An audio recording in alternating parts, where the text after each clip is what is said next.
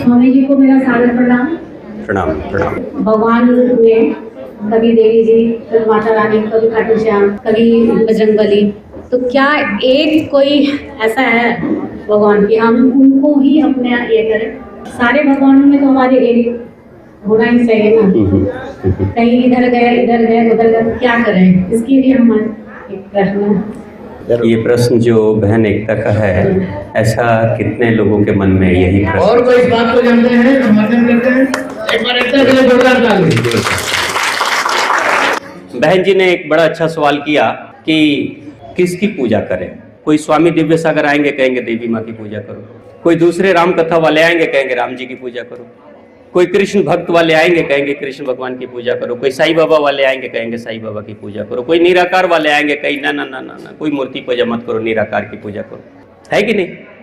तो करें क्या? हाँ, कंफ्यूजन है कि नहीं? कितने लोगों को कंफ्यूजन है ऐसा मन में? सारे लोगों को है। बहुत बढ़िया, जोरदार तालियां। अब सिंपल सा फंडा समझ लो। आप कोलकाता में बैठे हो, आप कोलकाता में बैठे हो ना? सर नहीं हिला रहे हो आप, इसका मतलब कोलकाता में नहीं हो। जरूर कहीं बाहर होगे, अपने मायके वायके में कहीं होगे। हाँ, देखो, अगर मैं कहूं कि कोलकाता से दिल्ली, मैं हवाई जहाज वाला हूं, मैं हवाई जहाज का मालिक हूं, मैं कहूंगा हवाई जहाज में बैठ जाओ, मैं कोलकाता से दिल्ली पहुंचा दूंगा, तो क्या मैं सच बोल रहा हूं? सच बोल रहा हूं, क्योंकि सच में मेरे हवाई जहाज से आप कोलकाता से दिल्ली चले जाओगे। तब तक एक दूसरे भाई साहब आए, कह रहे ना ना ना ना ना ना, इनकी बात मत मानना, मैं ट्रेन वाला हूं, मैं कोलकाता से दिल्ली पहुंचा दूंगा। अब वो सच बोल रहे हैं कि झूठ बोल रहे हैं? सच बोल रहे हैं, क्योंकि दिल्ली ट्रेन से भी जाते हैं, कोलकाता से पहुंच गए। तो तीसरा बंदा है, अरे ये दोनों झूठ बोल रहे हैं, दोनों की बात मत मानना, मैं तो कार वाला हूं, मैं तुमको कोलकाता से दिल्ली पहुंचा दूंगा।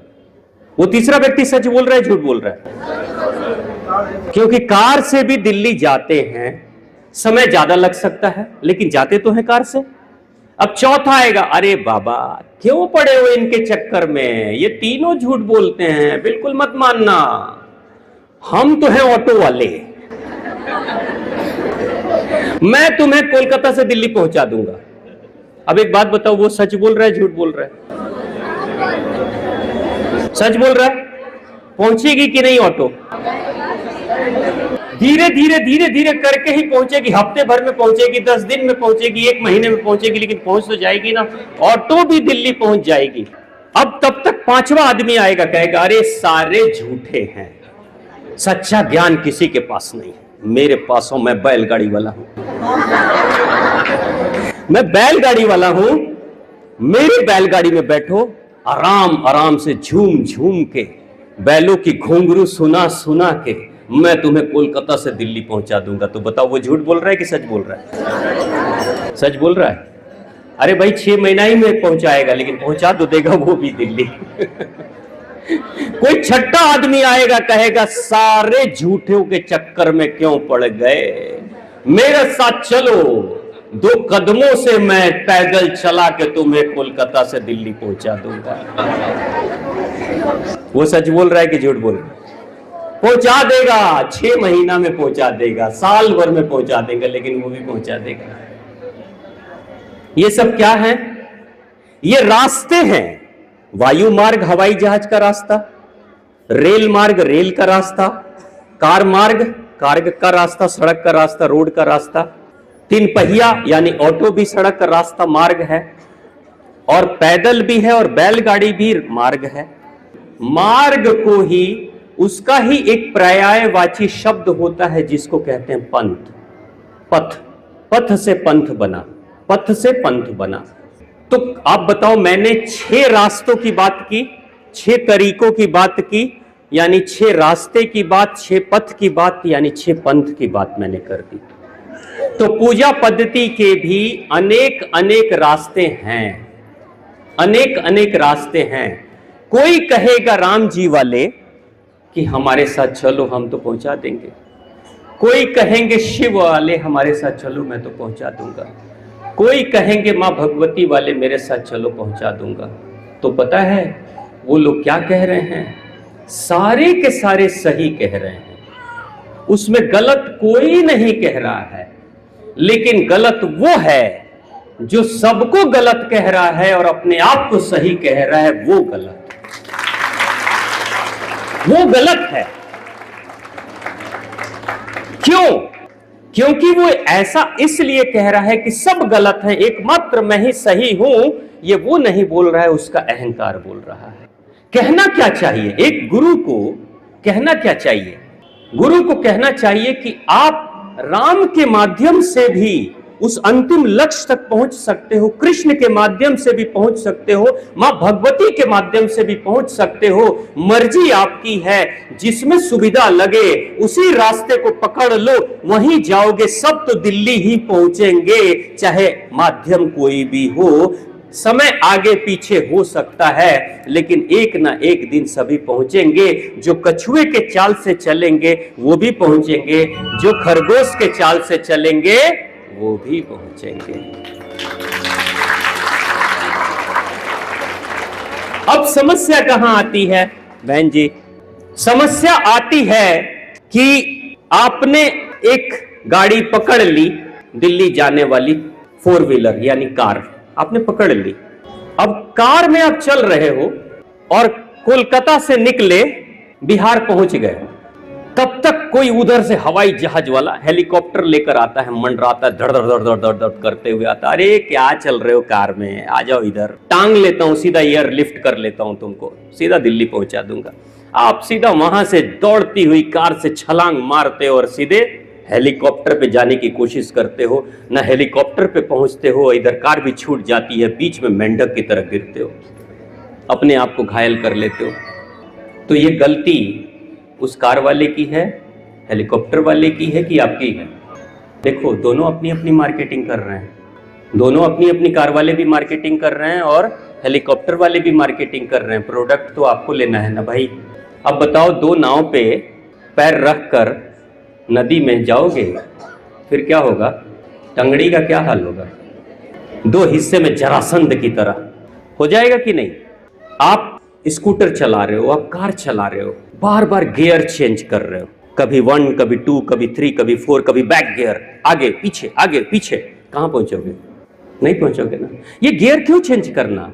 आपको किसी ने कहा कि राम के मंत्र से कल्याण हो जाएगा, तो उस व्यक्ति को पूछना कि कौन से ग्रंथ में लिखा है कि मारा के मंत्र से भी कोई रत्नाकर नाम का डाकू ऋषि वाल्मीकि बन जाएगा और राम से मिल जाएगा?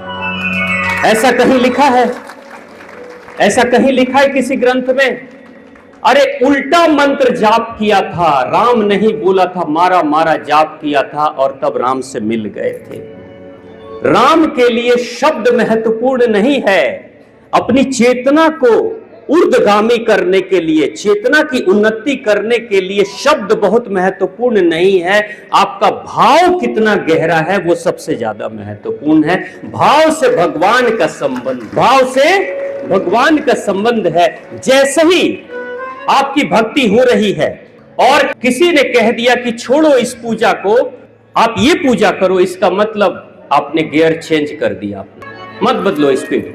अगर आप राम कथा सुनते हो तो भी अपने आराध्य को, अपने इष्ट को और गहराई से पकड़ लो राम कथा सुनकर, क्योंकि राम के अंदर भी वही ईश्वरीय चेतना है। राम का बाहर का आवरण बदल सकता है, लेकिन कृष्ण का आवरण भी बदल सकता है, मगर दोनों के अंदर चेतना तो वही है। अब राम जी भी पानी पीते हैं और कृष्ण भगवान भी पानी पीते हैं और मां भगवती भी जल ही पीती है। अब बताओ, मां भगवती में अंतर है, राम में अंतर है, कृष्ण में अंतर है, लेकिन जल में अंतर है क्या? कोई अंतर नहीं। तो सिंपल सी बात है कि जो कर रहे हो उसको ही करो, लेकिन किसी की सुनकर अपनी भक्ति पर डाउट मत करो, क्योंकि जैसे ही डाउट किया वैसे ही डाउनफॉल होना शुरू हो जाएगा। बस डाउट मत करो। जब आप मां भगवती की कथा सुनो और हो आप श्री राम के भक्त, तो मां भगवती की कथा सुनते समय यही सोचो कि जो पवित्रता मां भगवती में दिख रही है मेरे राम में वही है, वही है। जब साकार की कथा सुन रहे हो और निराकार वाले आप हो तो कहो कि जो साकार इतना सुंदर है तो निराकार कितना सुंदर है।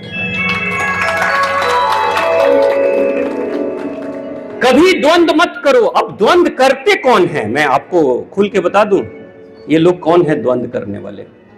कुछ संस्थाएं भारत में चल रही हैं, इनके कुछ खास लोगों को जो वहां के संस्था का प्रचार करते हैं वो बेसिकली कोई साधु संत सन्यासी और प्रचारक नहीं है, वो सब लोग पेड सर्विस वाले नौकरी पर रखे हुए लोग हैं। इनको एक ही लेसन पढ़ाया जाता है, कृष्ण की भक्ति वाले को कृष्ण रटवा दिया जाएगा, और वो शिव के बारे में किसी ने बोल दिया तो बिल्कुल नाग की तरह खड़े हो जाएंगे, कैसे शिव का नाम ले लिया, क्योंकि संस्था का काम नहीं चलेगा।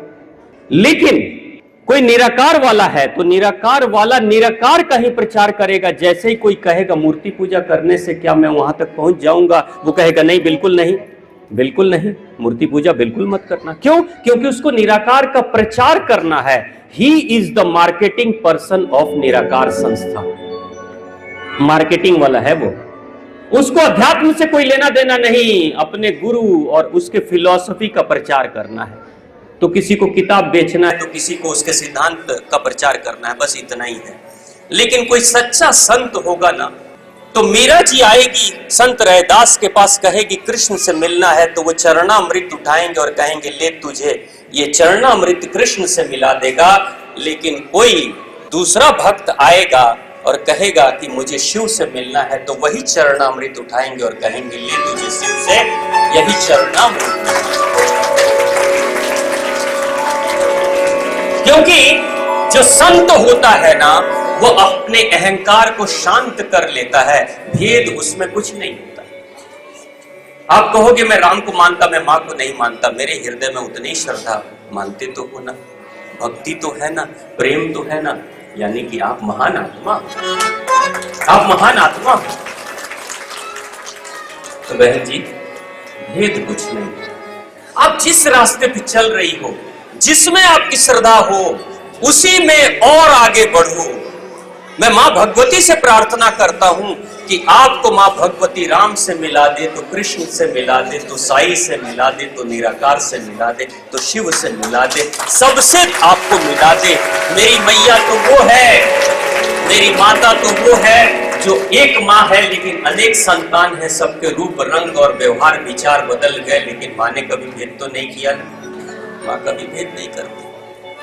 माँ हमेशा वो कार्य करती है जिससे कि संतान का भला हो।